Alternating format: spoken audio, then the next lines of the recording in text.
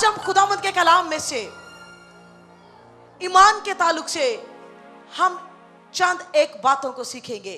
आए मेरे साथ निकालें खुदावंद के मुकद्दस कलाम में से लूका रसूल की अंजील उसका 8वां बाब और उसकी 22वीं आयत से 25वीं आयत तक हम खुदावंद के कलाम में से पढ़ेंगे।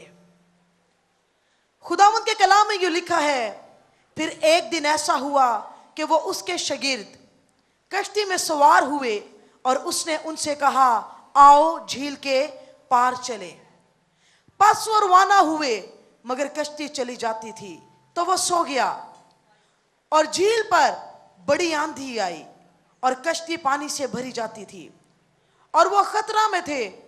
उन्होंने पास आकर उससे जगाया और कहा कि साहिब साहिब, हम हलाक हुए जाते हैं।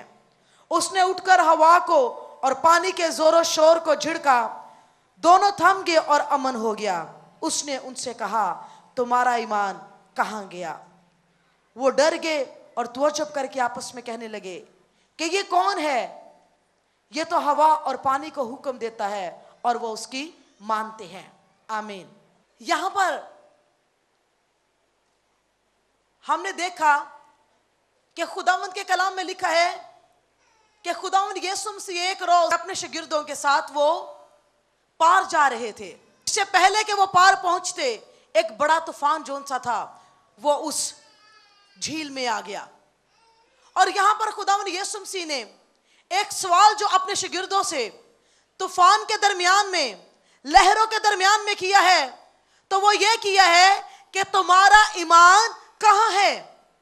आज जिस ईमान की बाबत यीशु ने अपने शागिर्दों से पूछा, हम उसकी बाबत सीखेंगे कि आज वो कौन सा ईमान है जिसको तूफानों के अंदर हमारा खुदावंद हमारे अंदर तलाश करना चाहता है।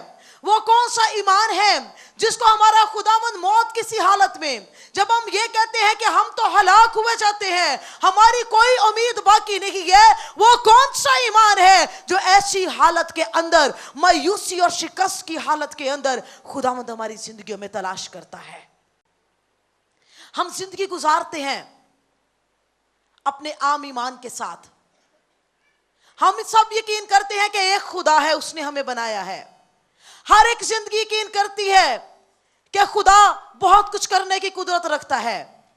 हर एक जिंदगी ईमान से दुआ भी करती है। लेकिन मैं आपको बताऊं, वो ईमान जिससे हम अपनी मांगी हुई दुआओं को या उम्मीद की हुई चीजों को हम वाकई ही हासिल कर लेते हैं, वो आम ईमान नहीं है।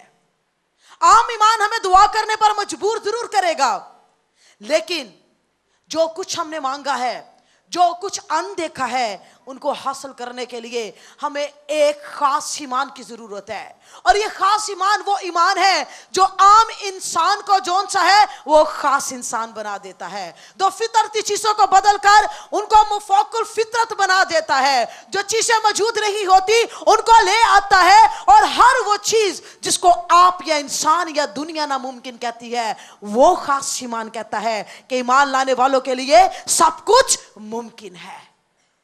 हमें ऐसे ईमान की जरूरत है। और यह ईमान जौन सा है, यह खरीदा नहीं जाता। यह ईमान एक दूसरे से बांटा भी नहीं जाता। यह ईमान हम किसी को तोहफे में भी नहीं दे सकते। लेकिन तोहफे के अंदर यह मिलता जरूर है, लेकिन उसमें तोहफे में देने वाला वो एक ही है, और वो कौन है? वो खुदावंद का पाक रूह है। और मैं आपको बड़ी खास बात बताना चाहती हूं। वो खास बात ये है कि ये ईमान जौन सा है, ये रूह कुद्स का ईमान है। ये वो ईमान है जब खुदा बाप ने दिन को बनने के लिए हुक्म दिया तो दिन वजूद में आ गया।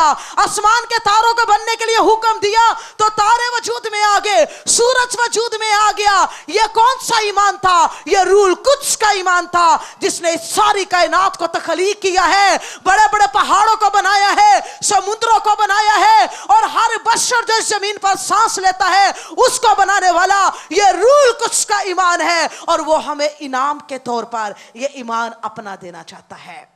ये वही ईमान है जो यीशु के अंदर था जब वो जमीन पर खिदमत करता था, और जहां पर भी यीशु जाता था बदरूहों के लश्कर आते थे, यीशु हुक्म देता था और यीशु के ईमान से वो बदरूहें जो सी वो चली जाती थी। ये वही ईमान है जो हमारे खुदावंद यीशु मसीह ने अंजीर के दरख्त को हुक्म दिया और वो दरख्त जो सा है वो सूख गया।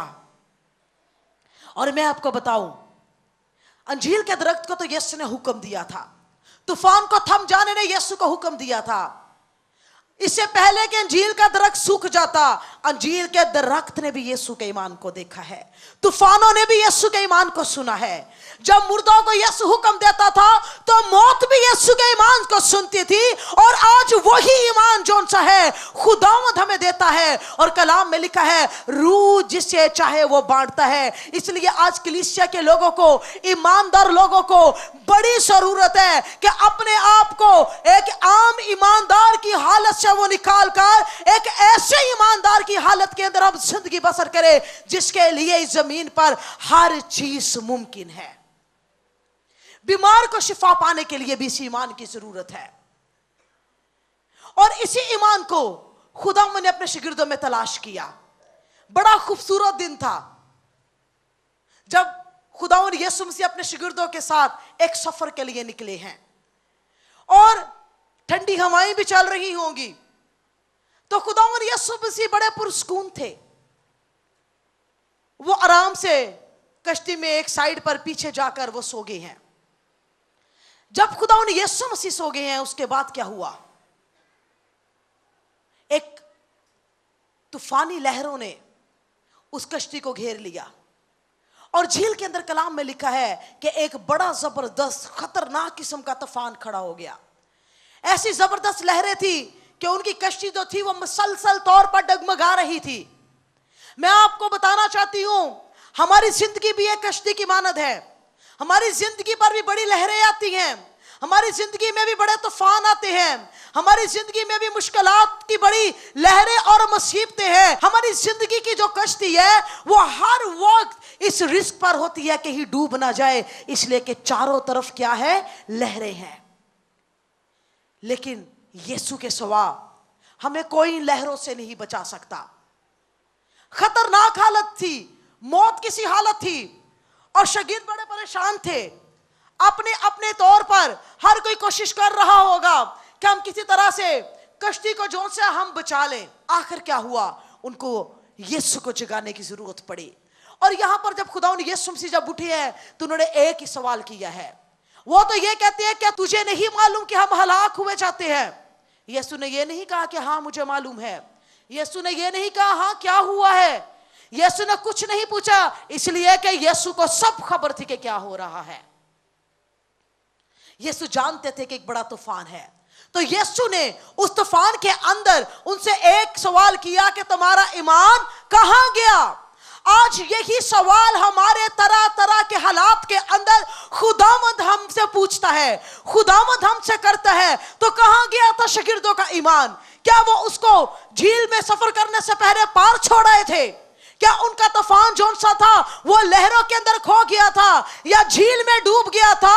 उनका ईमान तो कश्ती में उनके साथ था। उनके ईमान ने एक लम्हा के लिए भी उनको अपने से अलग नहीं किया। और उनका ईमान कौन था? उनका ईमान यीशु था जो उनके साथ था।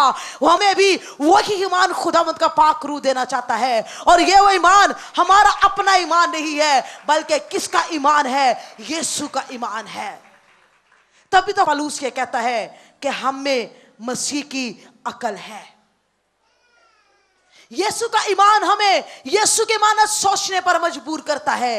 यीशु का ईमान हमें हालात में यीशु की तरह बोलने को कहता है। यीशु अंजीर के दरख्त के पास जब गए, बगैर किसी शक के, बगैर किसी खौफ के, और बगैर ये सोचे कि अब मेरे कहने के मुताबिक अगर ना हुआ तो क्या होगा। अगर कोई ऐसा सोचने वाला होता तो उसको कभी भी ना मिलता।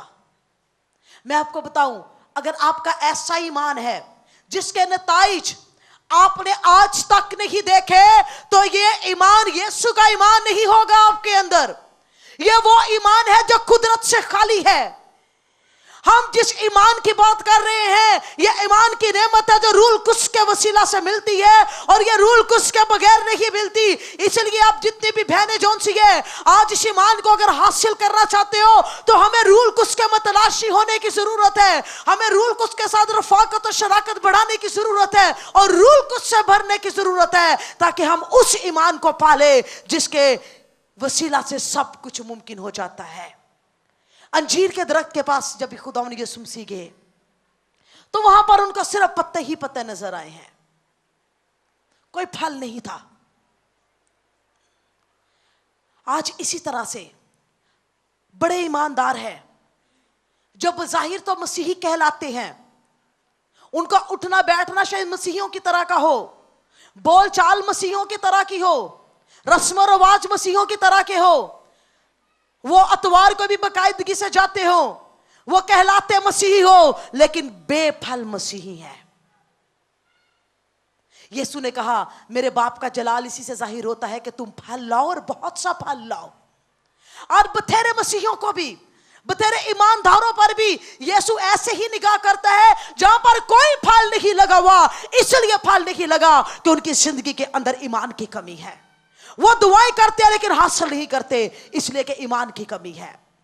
हम दूसरों की दुआओं से, दूसरों के ईमान से अपनी जिंदगी की फतूहात नहीं हासिल कर सकते, बल्कि हमें अपनी जिंदगी के अंदर खुदावंद के बड़े बड़े काम देखने के लिए हमें अपने ईमान को बढ़ाने की जरूरत है, जिसके बारे में पौलुस कहता है कि तुम्हारे ईमान का जहाज गर्क हो गया। और ये हकीकी बात है। इब्लीस की जो कोशिश है वो ईमानदारों के जहाज को गर्क करने की है, ईमान के जहाज को गर्क करने की है। लेकिन आप यकीन करें, अगर हमारी जिंदगी से ईमान खत्म हो जाएगा तो हमारी जिंदगी में यीशु की कुदरत के काम खत्म हो जाएंगे। हमारी जिंदगियों पर भी जब यीशु निगाह करता है तो यीशु फल ढूंढता है। हम मांगते हैं, सिर्फ मांगते ही रहते हैं, यीशु दे देगा तो यीशु के, यीशु ना देगा तो फिर जो मर्जी हम सोचते जाए। हम निकले अपने तर्ज जिंदगी से, और यीशु ने जब उसको हुक्म दिया अंजीर के दरख्त को सूख जाने का कि अब कोई तुझसे फल ना खाए, तो लिखा है वो जड़ तक सूख गया। खिजा आती है तो उनके पत्ते सूखते हैं, और जब वो सूखना शुरू होते हैं तो ऊपर से सूखना शुरू होते हैं। छोटे पौधों को भी आप देखोगे तो उनके पत्ते सूख रहे होते हैं, लेकिन ये किस किस्म का यीशु ने हुक्म दिया था कि जड़ से वो सूख गया था, उसकी जड़ तक खत्म हो गई थी, इसलिए कि यीशु ने कहा था। उसके बाद खुदावंद यीशु मसीह ने, जब शागिर्दों ने हैरान हुए इस बड़े काम से, तो यीशु ने कहा कि अगर तुम में भी राई के दाने जितना ईमान होगा तो इस पहाड़ से कहोगे उखड़ जा और समुद्र में जा लग, यानी पानी के अंदर जोन सा है वो जाकर जोन सा समुद्र के बीच में लग जाए, तो ऐसा भी हो जाएगा। खुद ये खुदावंद यीशु कर सकता है।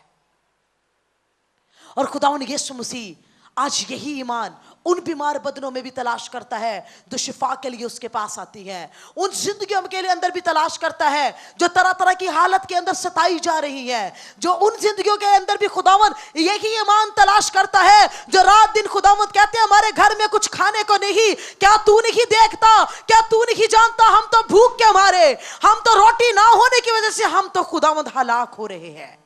वहां पर भी खुदावंद ये नहीं पूछेगा तुम्हें कितनी रोटियां चाहिए, वो यही पूछेगा तुम्हारा ईमान कहां गया है। खुदावंद हम में ईमान देखना चाहता है, और ये ईमान की नेमत है। ये बहुत दुआएं करने से नहीं मिलेंगी, ये बहुत किताबें पढ़ने से नहीं मिलेगी, बल्कि ये ईमान की नेमत कब मिलेगी, जब हम रूल कुछ से भरे हुए होंगे और हम खुदावंद पर निगाहें लगाना शुरू कर देंगे। ईमान की नेमत तब तक काम नहीं करती, ईमान की नेमत तब तक हमारी जिंदगी में उसका कोई अमल नहीं जब तक हमारी निगाहें हमारे अपने हालात पर लगी हुई हैं। और वो लोग कभी भी ईमान से खुदावंद के कुदरत के कामों को और बड़े बड़े कामों को नहीं देख सकते जो लोग अपने पर निगाह लगाने वाले हैं, जो हर रोज यही देखते हैं नहीं अब भी मेरी जरूरत पूरी नहीं हुई, अब भी मुकम्मल शिफा नहीं मिली, अब भी मोक्षा नहीं मिला। कलाम में लिखा है कि ईमान के बानी और कामल करने वाले यीशु को तकते रहो। जब हम जमीन से निगाहें हटाकर, अपनी साथ से निगाहें हटाकर अपने ईमान के बानी की तरफ लगाएंगे और उसको तकते रहेंगे, उसको उसको देखते रहेंगे, ये नहीं देखते रहेंगे कि क्या मेरे हालात में तब्दीली आई या नहीं, क्या मैं चेक करवाऊं, दवाई करवा रहा हूं, क्या शिफा मिली या नहीं मिली। जब हम भूल जाएंगे अपनी साथ को और ईमान के बानी की तरफ सिर्फ उसकी साथ को याद रखेंगे, तो हम अपनी जिंदगी के अंदर बड़े बड़े ईमान के नताइज को देखेंगे। खुदावंद ये ईमान हर जिंदगी में देखना चाहता है, और ये ईमान जो सा है हमें उसके कलाम पर भरोसा करने के वसीला से मिलता है। एक मर्तबा एक बीमार औरत थी और उसकी टांग जोन सी थी, उसमें फ्रैक्चर हो चुका था, हड्डी टूट चुकी थी और जख्म इस कदर बढ़ चुका था कि उसकी जो स्किन भी थी ऊपर की और सारी जो टांग थी हड्डी से लेकर उसकी स्किन और जो कुछ भी था सब कुछ खत्म हो चुका था, गल चुका था एक किस्म का। और डॉक्टर्स ने जब उसकी टांग को देखा तो डॉक्टर्स ने कहा कि हमें चंद हफ्तों के बाद इस टांग को काटना पड़ेगा। वो औरत जोन सी थी वो खुदा से दुआ करने वाली थी, उसने ईमान के कलाम को सुन रखा था और उसने खुदावंद से कहा कि खुदावंद मुझे इस मुफक्कुल फितरत ईमान की ज़रूरत है। मैं आपको बताऊं ये आम ईमान नहीं जो हम अपनी मर्जी से रख सकते हैं, ये खास ईमान की मैं बात कर रही हूँ। ये मुफक्कुल फितरत ईमान है, ये ईमान की नेमत है जो हर वक्त हमें हमारी मर्जी से कुछ करने के लिए नहीं कहता।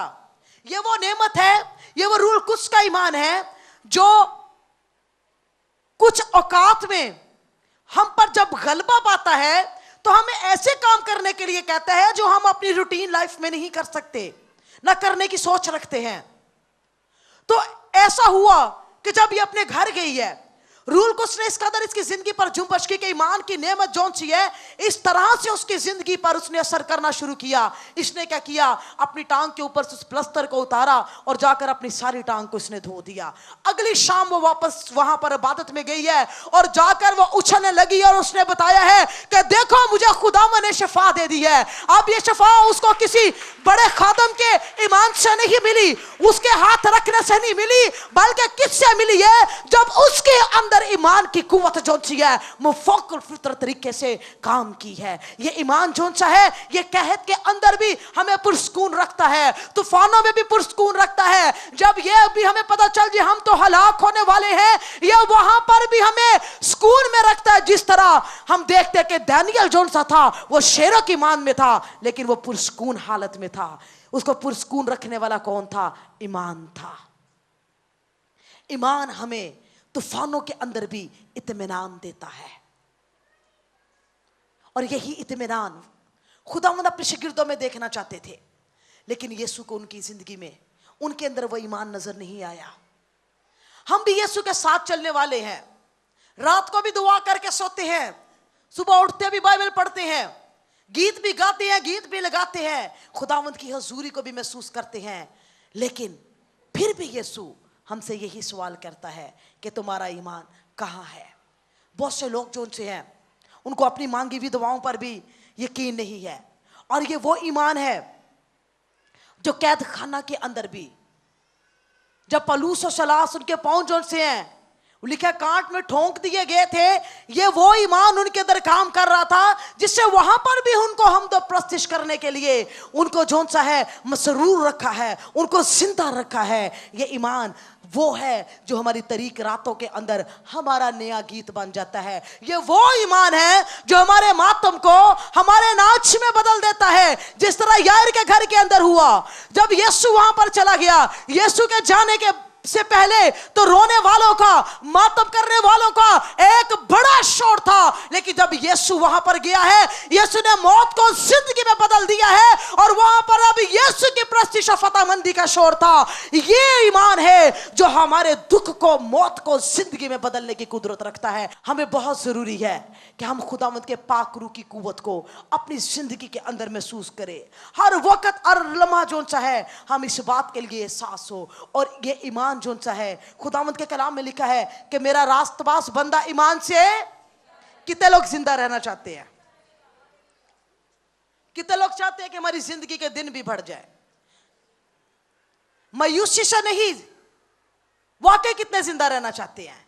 सब लोग जिंदा रहना चाहते हैं, लिखा है रास्तबाज बंदा किससे जीता रहेगा? ईमान से। मेरा रास्तबाज बंदा ईमान से जीता रहेगा। इसलिए मैं आपको कहूंगी, ईमान से तो सभी जीना चाहते हैं, लेकिन रास्तबाज सभी नहीं बनना चाहते। बहुत जरूरी है, अगर हम चाहते हैं कि हम ईमान से जिंदा रहे, हम ईमान से जौन सा है अपनी जिंदगी के बढ़े हुए दिनों को देखें, अपनी उम्र को हम लंबा देखें। हिजकिय्याह बादशाह के वक्त में जब उसकी उम्र की मियाद पूरी होगी तो खुदावंद ने पैगाम दिया कि इसको कह दे कि अपने घर का बंदोबस्त कर ले। लेकिन हिजकिय्याह खुदा पर ईमान लाने वाला था, उसने खुदावंद पर इस हालत में भी वो ईमान लेकर आया है, खुदावंद ने उसकी जिंदगी के दिनों को बढ़ा दिया। वो रास्तबाज बंदा जो ईमान से जीता रहेगा, उसकी जिंदगी को रास्तबाजी से भरे होने की जरूरत है। हर तरह की रास्तबाजी, कलाम में लिखा है उस रास्तबाजी के भूखे और प्यासे हो जाओ जिसके बगैर कोई खुदा को नहीं देखेगा।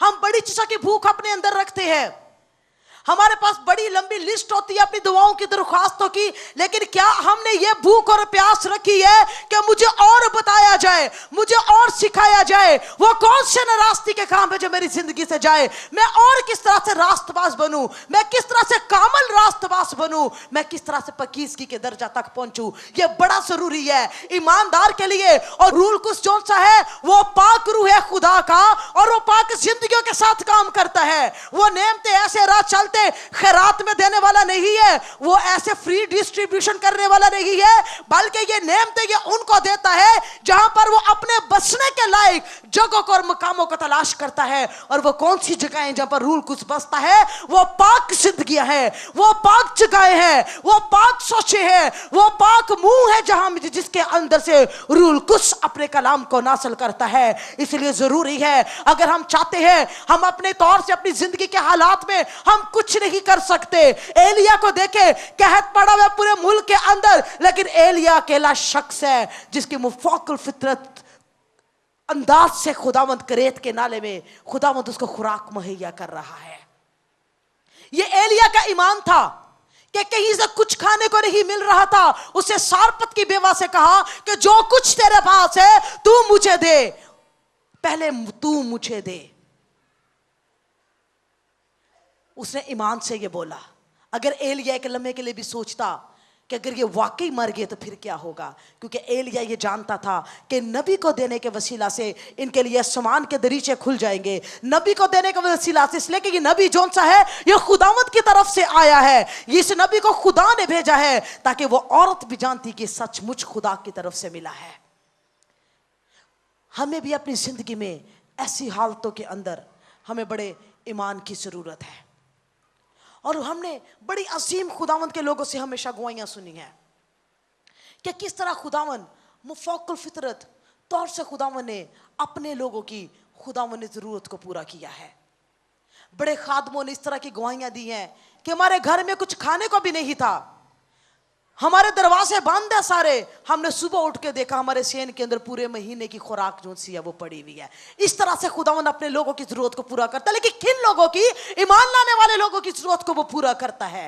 रास्तबाज जो ईमान रखते हैं वो उनकी जरूरत को पूरा करता है। और मैं आपको बताऊं, जहां पर आपके हालात के अंदर आपकी अपनी सारी वजूहात खत्म हो जाएगी, आपके अपने सारे जो से सवालात है, ये कैसे होगा, ये क्यों होगा, ये तो इस तरह से भी नहीं हो सकता क्योंकि ये वजह है, ये ऐसे नहीं हो सकता क्योंकि ये वजह है, जब आपकी सारी वजूहात खत्म हो जाएगी, ये मुफाकल फितरत ईमान वहां से शुरू होगा। क्योंकि हमारे जज्बात के साथ ये काम नहीं करता, बल्कि ये अल्लाही कुव्वत है। आप राह चल रहे हो, पतरस और यूहन्ना रोजाना जाते हैं हैकल के अंदर, रोजाना देखते हैं वो भीख मांगने वाले शख्स को जो जन्म का लंगड़ा था, उन्होंने रोज देखा, तरस खाते होंगे काश खुदा इसको ठीक कर दे। उनकी फीलिंग्स थी, उनके अंदर जज्बात काम करते थे उसके लिए, लेकिन उनके जज्बात ने उसको ठीक नहीं किया। एक दिन ऐसा हुआ कि पतरस पर इस ईमान की नेमत ने मुफाकल फितरत तौर पर इसने गलबा पाया है। अब पतरस नहीं जानता कि वो क्या करेगा। पतरस हर रोज आता इस हैकल के अंदर, लेकिन आज पतरस ने वो काम किया है जो आम इंसान नहीं करता।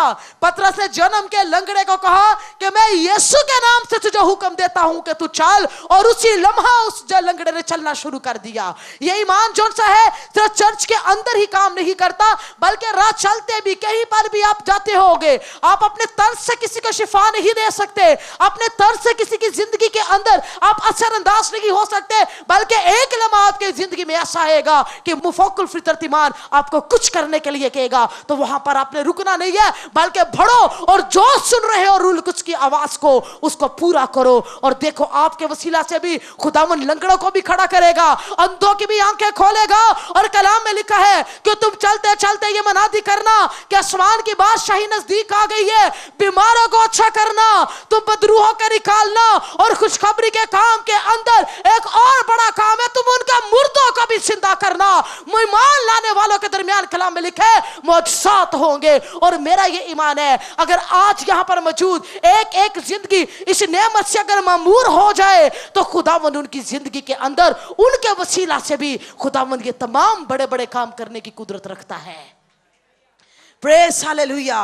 और ये ईमान हमारा नहीं है, बल्कि किसका ईमान है? हमारे यीशु का ईमान है। किसका ईमान है? हमें किसके ईमान की जरूरत है? कहे मुझे यीशु के ईमान की जरूरत है, मुझे यीशु के ईमान की जरूरत है। और यीशु का ईमान जब आप पर आएगा, वो भी कई यायर आपके गिर्द होंगे जिनके घरों में आपको ले जाएगा और कहेगा वैसा ही करो जैसा मैंने यायर के घर में जाकर किया था। लेकिन इसके लिए बड़ा जरूरी है हम रास्तबाज बने। खुदावंद हमारी जिंदगी के अंदर पहले पाकीज़गी को पैदा करना चाहता है, सोच को पैदा करना चाहता है। जिंदगी के अंदर, खानदानों के अंदर हर रोज कोई ना कोई मसाइल, हर रोज कोई ना कोई हालात है, और हर वक्त हम कुछ ना कुछ अपने खिलाफ देखते और अपने खिलाफ सुनते और अपने खिलाफ महसूस करते हैं। किसी भी तरह की ज़हनी हालत के अंदर, जबकि कैसी भी ज़हनी हालत क्यों ना हो, दवाइयां उनसे नहीं निकाल सकती। अगर निकाल सकती है तो ईमान की कुव्वत निकाल सकती है। हमारे हर तरह के डिप्रेशन से, हमारे हर तरह की जज्बाती कैफियत से, हमारी हर वो चीज जो हमारी जिंदगी में हमारे मुखालिफ है, ये मुखालिफ हवाएं हैं। जिस तरह शागिर्दों के कश्ती के मुखालिफ हवाएं चल रही थी, कश्ती डगमगा रही थी। हम एक लहर को पीछे करेंगे, एक हम आंधी को हम रोकेंगे, अगले दिन नई आंधी आ जाएगी। इसका क्या मतलब है? हम बगैर ईमान के जिंदगियां गुजारते जाएं। हमारी जिंदगी के अंदर ये चीजें होती जाएंगी, लेकिन मैं आपको बताना चाहती हूं इन चीजों से अपनी निगाहें हटाना शुरू कर दो। जब आप अपनी चीजों पर, अपनी वजूहात पर जो आपको रास्तबाज नहीं बनने देती, आपको ईमान नहीं लाने देती और यीशु के ईमान को आपके अंदर बढ़ने नहीं देती, जब आप अपनी जात से निगाहें हटाकर ईमान के बानी पर लगा देंगे, तो वही ईमान का बानी जो सा है आपकी जिंदगी के तमाम मसाइल को वो अपने हाथ में ले लेगा और वो अपने अंदाज से काम करेगा। इसलिए हमें अगर यीशु का ईमान लेना है तो हमें यीशु की मोहब्बत से भर जाना है। और यीशु की मोहब्बत वो मोहब्बत है जो वो हमारे अंदर तलाश करता है, और ऐसी मोहब्बत है जिसको हमारी जिंदगी की तमाम मोहब्बतों से वो ज्यादा देखना चाहता है। कोई अपने शौहर से बड़ी मोहब्बत करता है, कोई अपनी औलाद से बड़ी मोहब्बत करता है, और कोई अपने और अजीजों से और लोगों से बड़ी मोहब्बत करता है। किसी को अपने कारोबार से बड़ी मोहब्बत है, लेकिन खुदावंद यीशु मसीह तब तक हम पर भरोसा नहीं कर सकता कि ये जिंदगी वाकई मुझसे मोहब्बत करती है, जब तक कि वो हमारी जिंदगी के अंदर अपनी मोहब्बत को अव्वल दर्जे पर नहीं देखता। को खुदावंद बेशक मुझे ये चीज मिले या ना मिले, मुझे तू चाहिए। बेशक मेरी जिंदगी के इस मसले का हल निकले या ना निकले, मुझे जिंदगी के हर लम्हा में तू चाहिए। और सबसे जरूरी है कभी गुनाह के साथ समझौता ना करो, अगर आप चाहते हो कि आपने यीशु के साथ चलना है। क्योंकि गुनाह जोन सा है वो छूत की मानत है, उसका असर जिंदगियों में, इर्द गिर्द की जिंदगियों में भी रह जाता है। गुनाहगार से नफरत नहीं करनी, गुनाहगार के साथ अपने उसको खुदावंद के पास लाने की कोशिश नहीं छोड़ देनी, लेकिन यह है कि गुनाह का इनकार जरूर करो, गुनाह को गुनाह जरूर कहो। खुदावंद के साथ रहने के लिए हमें बड़ा जरूरी है। अगर आप चाहते हो कि अगर यीशु वहां पर झील में उनके पास ना होता तो फिर कौन सी कुव्वत थी जो उनको बचा सकती थी? कोई थी दूसरी कुव्वत जो उनको बचा सकती थी? तो आज हमारी उन कश्तियों का क्या बनेगा जिनमें यीशु मौजूद ही नहीं है? क्या आप चाहते हैं कि यीशु हमारी जिंदगी की कश्तियों में मौजूद हो? वो पाक यीशु है, वो ना पाक कश्ती में नहीं जाएगा। कश्ती क्या है? हमारी जिंदगी है। कलाम में लिखा है कि नूह ने अपने घराने के बचाव के लिए क्या किया था? एक कश्ती बनाई। अब हम अपनी कश्ती को भी तरतीब देना शुरू करें अगर हमने बचना है। अगर आप चाहते हो कि यीशु आपके घराने को बचा ले तो यीशु के वहां आने के लिए भी जगह तैयार करें। पाकीज़गी को लेकर आए, रास्तबाजी को लेकर आए। हमारी रास्तबाजी का इन्हसार इस बात पर नहीं है कि मेरे इर्द गिर्द के लोग कितने को रास्तबाज है। खुदा में जब वो लिखा है कि मेरा रास्तबाज बंदा ईमान से जीता रहेगा, ये नहीं कि जो ईमान लाने वाले या दूसरों की रास्तबाजी से जिएंगे, नहीं। दुनिया तो भरी पड़ी हुई है जिसको अबलीस हमारे ईमान के खिलाफ और हमारी रास्तबाजी के खिलाफ इस्तेमाल करना चाहता है ताकि हम वादा की हुई चीजों को हासिल न करें। और ईमान क्या है? कलाम में लिखा है ईमान जौन सा है अनदेखी चीजों का सबूत है। वो उम्मीद की हुई चीजों का इत्मीनान है। जिन चीजों की हम उम्मीद रखते हैं, जिन चीजों को हम तवक्कल करते हैं, ये उनका सबूत ईमान है। अगर ईमान हमारे अंदर है तो यकीन करें कि एक दिन ऐसा जरूर आएगा कि आप ईमान से उस चीज को हासिल करोगे। यही ईमान खुदावंद हमारी जिंदगी की हर हालत में देखना चाहता है। जिन चीजों की हम आज दुआ कर रहे हो, आप यकीन करें कुछ मौत से का बीज हमारे अंदर परवरिश पा रहा है और अपने आने वाले वक्त में उसका ज़हूर यकीनी है, इसलिए कि खुदावंद की तरफ से है। ये हमारा ईमान है जो खुदावंद हर जिंदगी के अंदर देखना चाहता है। लेकिन हम हर रोज जो सा है इस ईमान की नशोनुमा करने की बजाय, जिस तरह एक बीज बोया जाता है तो किसान हर रोज जमीन खोद कर ये नहीं देखता अब कितना बड़ा हुआ है, कितना बड़ा हुआ, मैं देखूं तो सही कितना बड़ा हो गया, मैं तो रोजाना पानी देता हूं।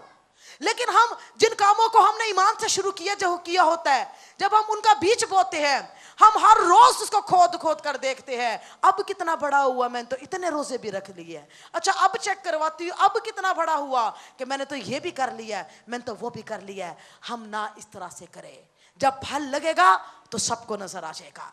इसलिए हम सिर्फ अपने ईमान के बीच की नशोनुमा किससे करें? खुदा के कलाम से करें। खुदा के कलाम को पढ़ने वाले बन जाओ, खुदा के कलाम को सुनने वाले बन जाओ। और ईमान किस बात पर है? खुदावंद के मुंह की बातों पर है। उसने कहा कि हो जाएगा तो यकीनन हो जाएगा जो कुछ कलाम में लिखा है। और अपनी अपनी हालत के लिए आप खुदावंद के कलाम में से हवाला जात को निकालना शुरू करो। और मौजज़ात किन में होंगे? ईमान लाने वालों के दरमियान मौजज़ात होंगे। यार ने ईमान से यीशु को तलाश किया था। किसके लिए किया था? अपनी बेटी के लिए। आज हो सकता है आप में से कई की बेटियां बीमार हो, बेटे बीमार हो, और कई बेटे बेटियां ऐसे हो जिनके वालिदैन को आपके ईमान की जरूरत है। वही खुदावंद जो यार का खुदावंद था वो आपका भी खुदावंद था। यार ने यीशु को तलाश किया है और यीशु को तब तक तलाश करो जब तक आप उसको ले नहीं चाहते अपने घर के अंदर, फिर मत छोड़ो। यार ने बड़ी भीड़ थी, यार ने नहीं यीशु को छोड़ा, वो पीछे पीछे यीशु के रहा है। 12 वर्ष की बीमार औरत का मौत शब इसी के दरमियान हुआ है, लेकिन इसके बावजूद यीशु के साथ साथ ही यार चलता रहा है। यार जरा भी दाएं बाएं नहीं हुआ, इसलिए कि वो यीशु को कहां ले जाना चाहता था? अपने घर ले जाना चाहता था। इसलिए अगर आप चाहते हो कि आपका यीशु जिसने आपकी जिंदगी में काम किया है वही आपके घर में बड़े बड़े काम करे, तो उसके साथ साथ चलते रहो ताकि आप उसको वहां पर लेकर जा सको जहां पर मोक्षे की जरूरत है। और वो यीशु के साथ रहा है। उसके कान में एक आवाज पड़ रही थी कि तेरी बेटी मर गई है, उस्ताद को तकलीफ ना दे। लेकिन दूसरे कान में आवाज यीशु की थी जो कह रहा था फक्त इत्काद रहो, खौफ ना कर। अब यार था जिसको ये देखना था कि मैंने कौन सी आवाज पर कान लगाना है। आज हमारी जिंदगियों में भी दो तरह की आवाजें हैं, एक आवाज मौत की, एक आवाज शिकस्त की, एक आवाज हलाक हो जाने की, हालात के अंदर ही मर जाने की खबर देती है। लेकिन दूसरे कान में एक आवाज आती है खौफ ना कर, फक्त इत्काद रख। हम कैसे लोग हैं? हम कौन सी आवाज पर तवज्जो देते हैं? कलाम में लिखा है यीशु ने उन बातों पर तवज्जो नहीं दी जो यार को सुनाई जा रही थी। यीशु ने ये कहा तू खौफ ना कर। यीशु ने तसल्ली भी नहीं दी यार को, यार बड़ा अफसोस हुआ तेरी बेटी मर गई, मैं देखता हूं मैं जाके क्या कर सकता हूं। यीशु ने नहीं कहा।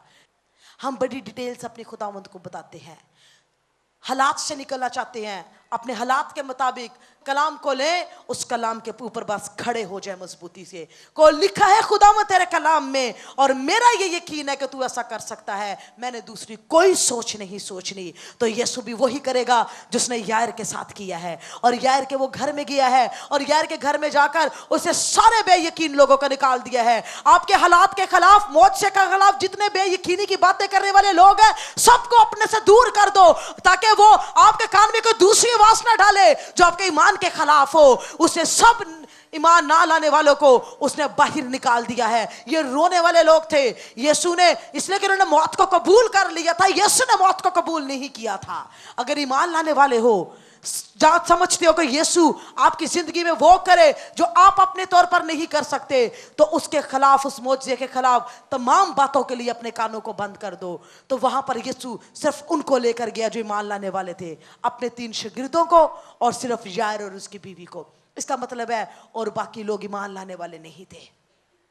गैर ईमान लाने वाले के साथ अपने मोजज़ात की बातें ना करो, अपने उनसे मत मशवरे लो, बल्कि अपने ईमान की बात उसी से करो जो ईमान लाने वाले लोग हैं। ये वो काम है जो यीशु ने किया है। और वहाँ पर यीशु के ईमान के साथ की ज़िंदगी जो उसकी थी वो मुतफिक थी। इसी तरह एक खुदावंद का बड़ा अजीम खादम था, उसने बड़े मुर्दों को उसने जिंदा किया था। एक रोज़ ऐसा हुआ कि वो एक गाँव में वो गया, उस गाँव के अंदर एक पहाड़ था, और लोग कहते हैं कि इस पहाड़ के अंदर जब लोग दुआ करने के लिए जाते हैं, बड़ी खुदावंद की हसूरी होती है। तो कहता अच्छा मैं भी वहाँ पर जाऊँगा। वो पहाड़ से दुआ करके उतर रहा था, उसको आवाज आई, लाजर जी उठेगा। कहता मैं ये कैसी आवाज सुन रहा हूं। वो जैसे ही नीचे उतरा, उसने कहा कि मैंने ऐसी आवाज सुनी है चांदे के लोगों से। तो उसने कहा आपने ठीक सुना है, हमारे गांव के अंदर एक कलीसिया का बड़ा अच्छा मेंबर था। वो तकरीबन 4 साल से एक बुरी बीमारी की वजह से वो बिल्कुल बिस्तर पर लग चुका है। अब वो हिल नहीं सकता, यहां तक कि चम्मच के साथ अपने मुंह में पानी भी नहीं डाल सकता। बड़े लोगों ने उसके लिए दुआएं की हैं, लेकिन उसका कोई फायदा नहीं हुआ। वो कहने लगा लेकिन मुझे तो ऐसी आवाज आई है। कहता देख ले, आप भी देख के ले, कुछ नहीं होगा, वो ठीक नहीं होगा।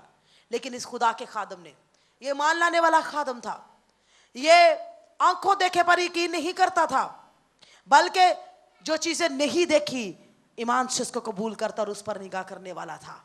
उसने कहा नहीं मैं उसके लिए चाहूंगा, लेकिन मुझे सिर्फ 7 लोग चाहिए जो मेरे साथ एक ईमान वाले हो। बड़ी मुश्किल से 7 लोग उसको मिले हैं। हमें अपने हालात में बड़ी मुश्किल से लोग मिलेंगे जो हमारे साथ, हमारी हाँ के साथ हाँ कह रहे वाले हो। बाकी क्या सब कह रहे हैं ये नहीं हो सकता, हम कह रहे हैं हो सकता है, वो भी हमारी हाँ में हाँ मिलाने वाले हो। बहुत जरूरत है हम ऐसे लोगों की तलाश करें। तो उसने कहा कि मुझे 7 लोग जो उनसे है वो दे दो। अब ये 7 लोग मिल गए, 8वां ये खुद था। इसने दुआ रोज़े में वक्त गुजारना शुरू कर दिया। और एक दिन ऐसा आया कि सुबह सवेरे इसको ये आवाज़ आई कि लाजर जी उठेगा। इसने उसी लम्हा अपने सारे साथियों को उठा दिया। उसने कहा चलो उसके घर चले, मुझे आज ये आवाज़ आई है और खुदावन ने कह दिया है कि आज वो उठ जाएगा। तो ये सब लोग उसके घर गए हैं। वहाँ पर जाकर मैं आपको बताऊँ इन्होंने क्या किया है। उन्होंने वही किया जो पतरस ने किया था। पतरस ने कैसे जन्म के लंगड़े को ठीक किया था? सिर्फ यीशु के नाम पर ईमान ने। सारे फकी फरीसी कहने लग पड़े कि ये कैसा हुआ, क्या इसको यीशु ने खड़ा किया है जिसके नाम से हमने इसको हुक्म दिया था। तो इन्होंने जाकर उसके घर में यीशु के नाम को बुलंद आवाज से पुकारना शुरू किया है। उन्होंने एक दफा बड़े ईमान से यीशु को पुकारा। उन्होंने कहा यीशु, और एक लम्हा के लिए एकदम खुदावंद की हजूरी ने उस कमरे को अपनी लपेट लेना शुरू कर दिया। और ऐसा हुआ कि उस शख्स की आंखों से आंसू बहना शुरू हो गए। वो यीशु के नाम को फिर बड़े ईमान से पुकारते रहे। उन्होंने फिर कहना शुरू किया यीशु यीशु। एकदम उसका बिस्तर जोर सा हिलना शुरू हो गया। अब ये खादम अपने साथियों को कहता है अब तुम सब नीचे चले जाओ और मैं यहां बैठकर सिर्फ इस शख्स को देखूंगा। चंद लम्हों के अंदर ही ये अपने लिबास को ठीक करके ये नीचे तुमसे मिलने के लिए आएगा। और ऐसा ही हुआ। वो शख्स अपने बिस्तर से तो 4 साल से उठ नहीं सका था, सिर्फ यीशु का नाम लेने के वसीला से वो उठ खड़ा हुआ। और उसने उसी तरह से वो नीचे गया जिस तरह खुदा के बंदा ने कहा था। खुदा के बंदा ने क्यों कहा था? ईमान से कहा था। ईमान लाने वालों के दरमियान मौत से होंगे। जो कुछ आप ईमान से कहते हो, जो कुछ आप ईमान से बोलते हो, यीशु ने कहा कि तू अगर इस पहाड़ से कह ही दे, क्या करे? इस पहाड़ से क्या करे? आप जानते हो मूसा वादा की भी सरजमीन पे क्यों नहीं था गया? एक मरतबा जब बनी इसराइल को पानी चाहिए था तो खुदा ने कहा था कि मूसा तू लाठी मार तो इस पहाड़ से चश्मा बह निकलेगा। मूसा ने लाठी मारी। फिर दूसरी दफा जब पानी की जरूरत थी तो यीशु ने मूसा से ये कहा था कि तू कह और चश्मा बह निकलेगा। लेकिन मूसा ने इतने बड़े बड़े मौजज़ात देखे थे, पता नहीं कैसी यहां पर कैफियत एक जोन सी है वो पैदा हो गई। मूसा ने क्या किया? मूसा ने लाठी मार दी। कहा नहीं। खुदावंद की ये बात मूसा की पसंद नहीं आई। खुदावंद एक बड़े ईमान के अमल को क्या देखना चाहता था। आज खुदावंद चाहता है हम बोले, हम पहाड़ों को हुक्म दे। वो चाहता है हम हुक्म दे। वो चाहता है हम पहाड़ों से हम कलाम हो। वो चाहता है हम उन चीजों से जो मुसीबत के, बीमारी के, दुख के, परेशानी के पहाड़ हमारी जिंदगी में हायल है वो नहीं घटते तो हम उनको हुक्म दे, ईमान से हुक्म दे। और खुदावंद ये ईमान हमारा सुनना चाहता है। और लिखा है कि ईमान किससे पैदा होता है? सुनने से पैदा होता है। हमारे ये कान हमारी अपनी आवाज को सुनते हैं। हम ऊंची बोलते हैं हमें पता होता है, हम आहिस्ता बोलते हैं हमें पता होता है। इसलिए मैं आपको कहूं अपने मुंह से भी अपने लिए नफी की बातें ना निकालो, क्योंकि आपके अपने कान भी जोन से है उन अल्फाज को सुनते हैं। हमारा ईमान जोन सा है वो खुदावंद सुनना चाहता है। हमारा ईमान गुंगा ईमान नहीं होना चाहिए। जिसके साथ बात करो हाँ की बात करो, क्योंकि जो उससे ज्यादा है कलाम में लिखा है वो क्या है? गुनाह है। हम अपने ईमान को हम दिखाएं दूसरों को। यीशु ने अपने ईमान को दिखाया था। यीशु ने कहा था अगर तुम में भी राई के दाने जितना ईमान होगा, इस पत्थर से कहोगे सिरक जा तो वो सिरक जाएगा। इस ईमान की नेमत के मतलाशी हमें होने की जरूरत है। और हम इस कोशिश में रहे कि किस तरह से ये नेमत जोन सी है हमारी जिंदगी के अंदर बढ़े और हम कलाम से ममूर होते जाए। 38 वर्ष का बीमार जो था उसको किसी ने चलने पर मजबूर किया था? यीशु के ईमान ने चलने पर मजबूर किया था। पतरस को पानी पर किसने चलाया था? यीशु के ईमान ने चलाया था। इसलिए कलाम में जो कुछ यीशु कहता है वो आपसे हम कलाम है और आपको वैसा ही करने की वो तौफीक देगा अपने ईमान से जो उसने शागिर्दों को करने के लिए दी थी। इसलिए मैं आपसे कहूंगी अब जैसी भी हालत में गुजर रहे हो अपने हालात से निगाहें हटाकर आप यीशु पर निगाहें लगाए तो वो आपके ईमान के मुताबिक वो बड़े बड़े काम करेगा और अपनी जिंदगी के अंदर उसको फल दिखाए। और आप ऐसा ईमान लेकर आओ जो नताइज पैदा करे। ये नहीं ठीक है खुदा की मर्जी होगी तो ऐसा हो जाएगा। उसकी मर्जी हमारी बीमारी के साथ नहीं है, हमारी मायूसी के साथ नहीं है, हमारी जिंदगी के अंदर गुर्बत के साथ नहीं है, बल्कि उसकी मर्जी ये है जिंदगी मौजज़ात से भरे और मेरे नाम को जलाल दे। यह बदन शिफा से भर जाए और इन बदनों से मेरा जलाल जाहिर हो। हमारी जिंदगी में ईमान की नेमत को पैदा करना चाहता है और ये ईमान जौन सा है ये खुदावंद के कलाम पर है। और हम खुदावंद के कलाम पर यकीन करें और हम खुदावंद के कलाम में से ऐसे हम हवाला जात की तलाश करें जो हमारे ज़रूरत को पूरा कर सके ताकि हम खुदावंद से वादा की हुई चीज़ों को हासिल करें। और अगर कोई बहन यहाँ पर ऐसी है जो आज ये भी सोचती है कि मैं अपने ईमान में पहले से ज़्यादा कमज़ोर हो चुकी हूँ, ये हालात हमारी ज़िंदगी में ज़रूर आते हैं लेकिन इनका मतलब हरगिज़ ये नहीं है कि हमारा यीशु जोन सा है हमें इन हालात से नहीं निकाल सकता। हो सकता है आपकी ज़िंदगी के अंदर अगर आपको कोई ईमान लाने के लिए नया मुकाशफा नहीं मिल रहा तो किसी चीज़ ने उसको रोका हो और वो जो चीज़ हमारी ज़िंदगी में मुकाशफात को रोकती है वो गुनाह है।